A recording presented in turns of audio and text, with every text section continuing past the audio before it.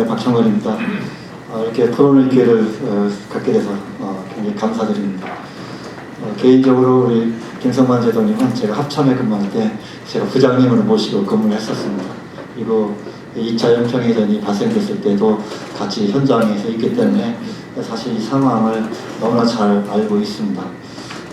아까 한철용 장군님께서 이 정보에 대해서 말씀을 하셨는데 그 당시 상황이 벌어지고 난 다음에 왜 정부, 아까 우리 잠깐 언급을 하셨는데 왜 정부만 잘못인가?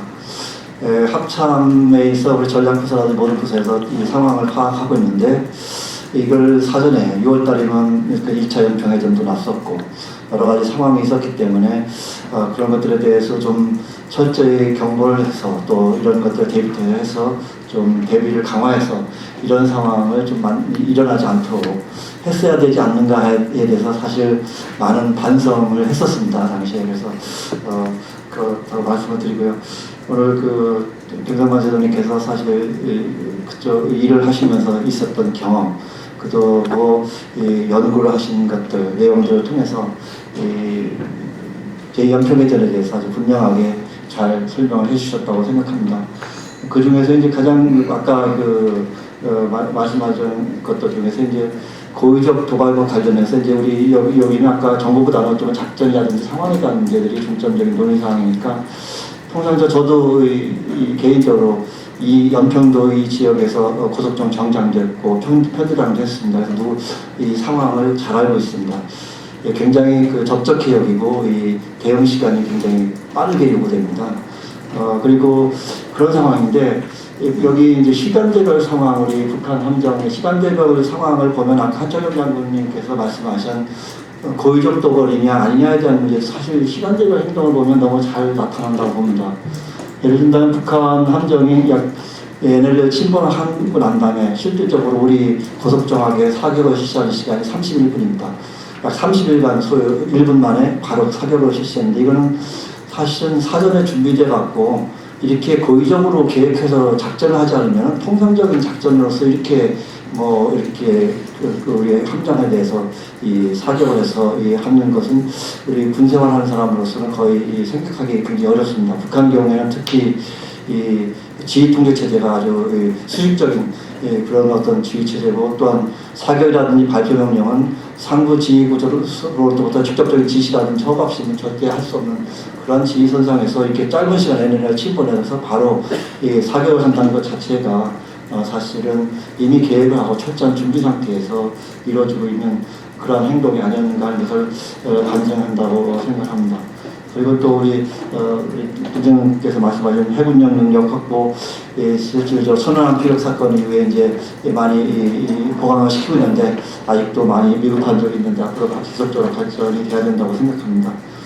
이 NLL 문제, 서해 북방 한계선 문제는 사실 항상 북한이 필요할 때마다 꺼내 쓰는 분쟁으로 활용하는 그런 수단입니다. 평화, 그것이 자기 대내적인 목적이든 또 남북 관계를 이용하는 문제든 언제든지 사용하고 있고, 또 이 도발의 수준도 아주 작은 낮은 수준에서부터 아주 고강도 수준에까지 아주 많이 하기 때문에 대응하기가 굉장히 피곤하고 굉장히 힘듭니다. 굉장히 어렵고, 이 전쟁 하시는 분, 선배, 대선배님도 있기 때문에 그렇지만 작전하는데 항상 경계체제를 매번 유지한다는 게 보통 있는 게 아니거든요. 자기 필요하게 만들고 그 필요를 이용하기도 하고 여러 가지 방법을 많이 쓰는데, 그러다 보니까 사실 이 북한은 필요에 따라서 자기 마음대로 쓰고 한국은 이걸 적극적으로 방어하고 대비하고 또 응징도 해야 되니까 굉장히 어려운 상황에서 사실 해군 이쪽에 근무하시는 분들이 노력을 하고 있다고 생각합니다. 이런 측면에서 보면은 정보가 굉장히 중요하다. 저는 이런 생각이 들었습니다.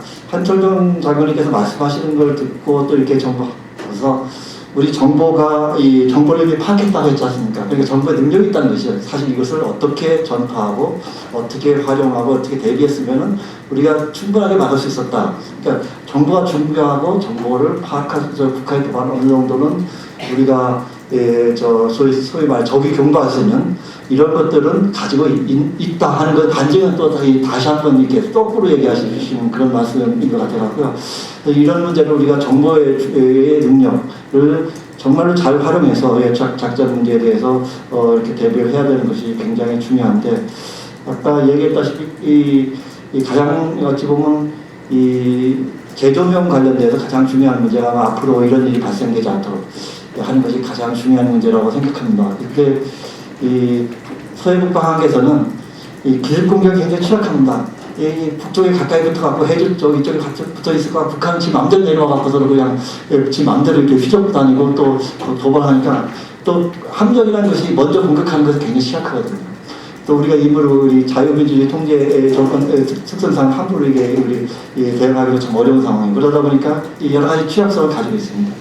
그 기술 공격에 취약하고 지지적 작전도 취약하고, 이러다 보니까 이에 대해 굉장히 어려운 점이 있고, 이와 같은 측면에서 이제 아까 얘기했다시피 자유권이라든지 교정 규칙에 대한 문제가 굉장히 중요한데, 저는 이렇게 생각합니다. 우리 국방부에서 지금 잘 하고 있다고 생각하는데, 이 분쟁에 대해서 공격을 하는 것에 대해서 실질적으로 막고 대응하는 수세적인 방어적인 것은 아무리 해도 참 굉장히 한계가 있어요. 굉장히 한계가 있고, 이 도발을 근본적으로 방지하고 예방을 못합니다. 그 결국은 우리 억제 이론이라든지 얘기하듯이 도발하게 되면 완전히 우리가 말하면 처절하게 응징한다, 또는 어떻게 보면 비용을 아주 확실하게 강요한다, 이렇게 해서 상대가 도발하지 못하도록 이렇게 하는 것이 굉장히 중요합니다.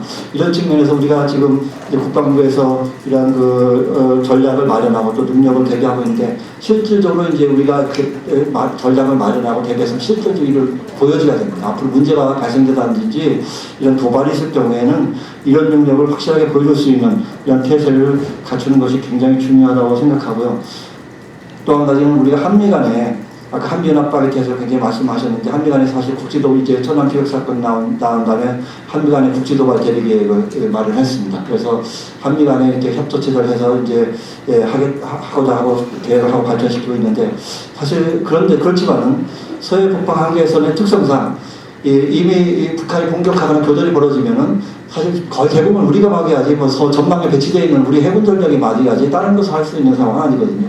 가장 협조는 아마 정부에 대한 협조, 그 다음에 지금 북한이 천안 피격 사건하고도 핵 위협이라든지 여러 가지 우리 소위 말해서 한국 사회를 공포로 조장하기 위한 그런 것들에 대한 어떤 확전, 그런 것을 이제 해서 우리가 대응이라든지 이런 자세를 좀 위축시키려고 하는 그런 것들을 하는데, 이런 한미 연합방의 대세나 이런 것들이 굉장히 중요하다 생각합니다.